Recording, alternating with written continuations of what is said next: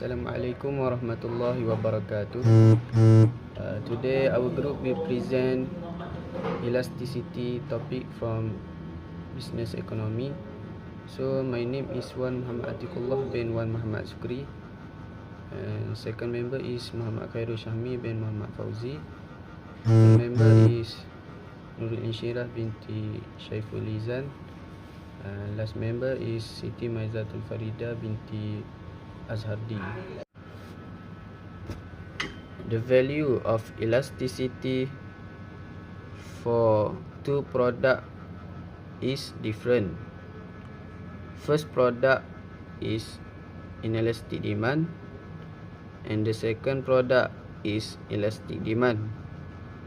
So the formula to calculate price elasticity of demand is price elasticity of demand equal percentage change in quantity demand of goods divide with percentage change in price of goods. So to calculate the inelastic demand, price elasticity of demand equals to new quantity demand minus old quantity demand divide with old quantity demand times old price divide with new price minus old price. So the answer is 0.33. To calculate the elasticity demand, price elasticity of demands equal new quantity demand minus old quantity demand divide with old quantity demand time old price divide with new price minus old price. So the answer is 1.75. When making price decision for a company productions, the owner needs to understand the relationship between price elasticity of demand and management. If she want to optimize income for each product, the price charge multiplied by the quantity sold equals a firm's total revenue. Total revenue equals total consumer expenditure because whatever firm receive from customers is equal to what customer spends on goods and services.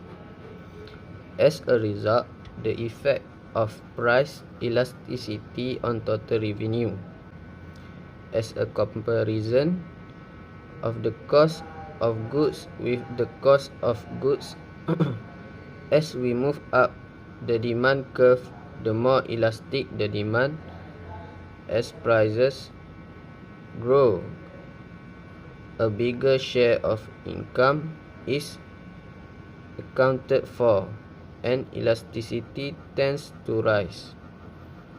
As a result, the firm's owner should select the inelastic demand curve based on the curve provided,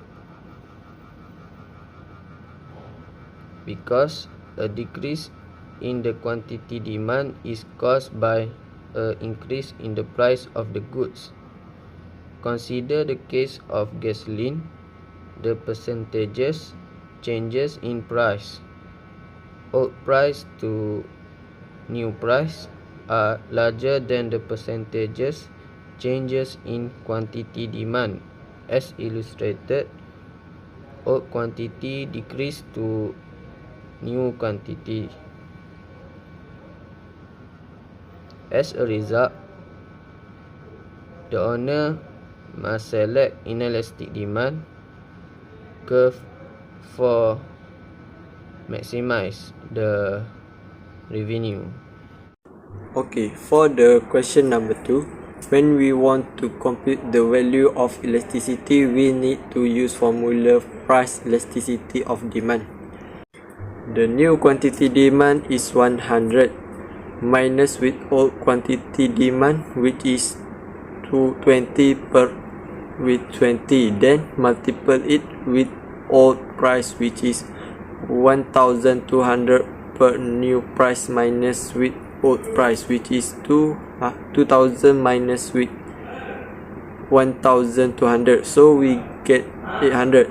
After we calculate, we got 6 as the answer.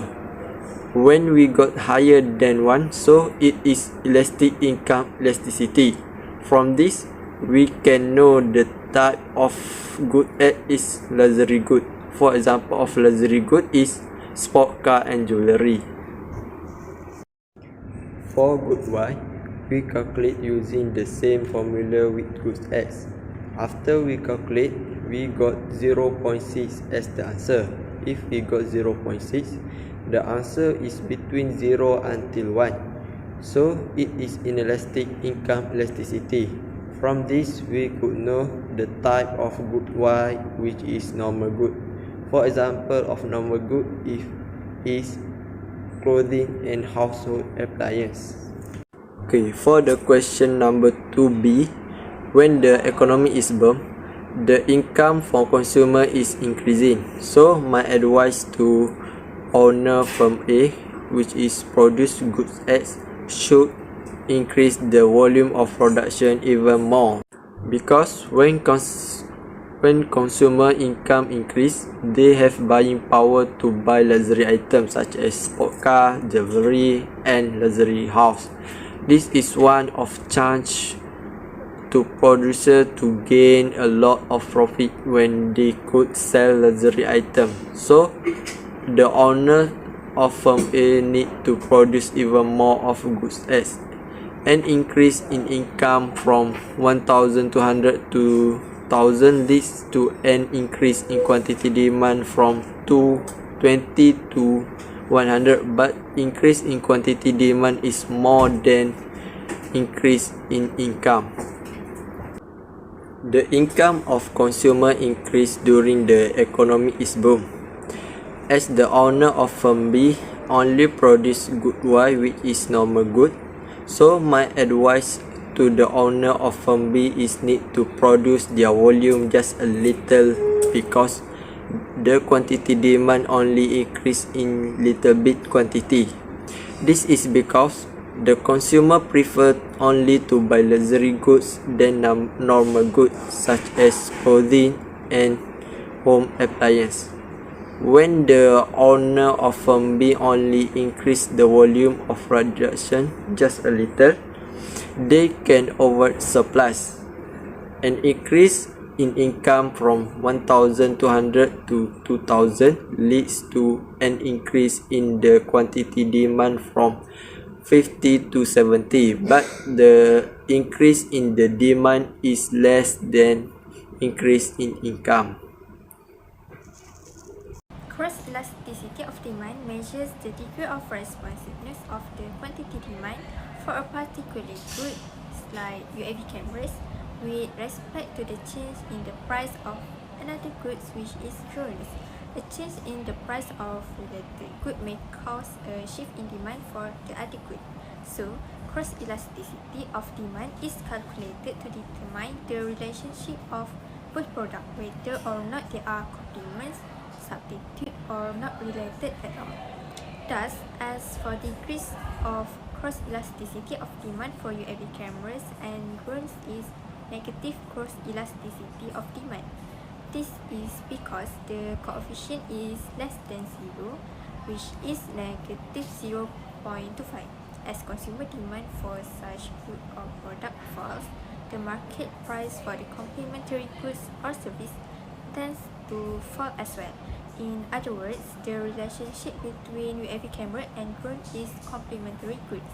These are related to or associated with one another. The demand for one good drives the need for the other. They are generally used in conjunction with one another. It is generally observed that when consumed or produced alone, consumer goods are of very little value. Thus, the presence of two or more complementary goods is critical for achieving the proper balance. When consumed or produced together, it adds enhanced value to the offering. This makes UAV cameras and goods are classified as complementary when each one shares a beneficial relation with each other. Both cannot exist alone, and thus each one plays a role in the value offering.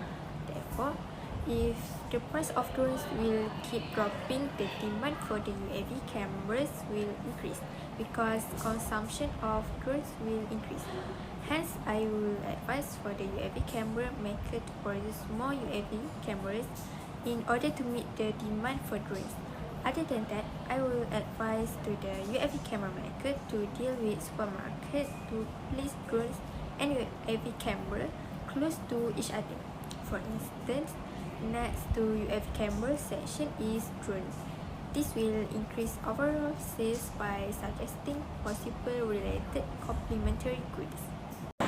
The importance of price elasticity to manufacturing sector is because the companies that engage in highly competitive industries provide elastomeric products and services because they are price takers.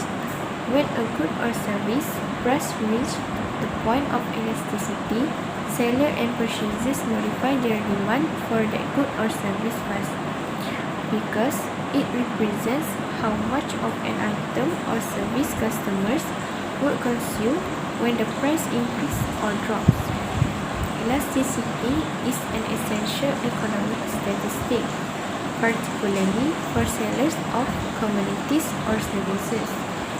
Elastic products or services are either superfluous or may readily be replaced by a substitute. Price elasticity of supply is a notion that relates to both demand and supply. The gist of it is that supply is elastic if producers are sensitive to price changes, and vice versa. The formula for estimating demand elasticity may also be used to determine supply elasticity. The only difference is that the percentage change in quantity request has been replaced with the percentage change in quantity offered. The amount of time available to producers to respond to a given change in product price is the most critical element impacting supply elasticity. The more time producers have to respond to a given price change, the higher the change in output and hence the greater the supply elasticity. As a result, the bigger the shift in output, the higher the supply elasticity. Next, the importance of price elasticity to agriculture is the price elasticity of aggregate supply of agricultural products as a whole is governed by various factors and is dependent on, but not reduced to, the price elasticity of its components.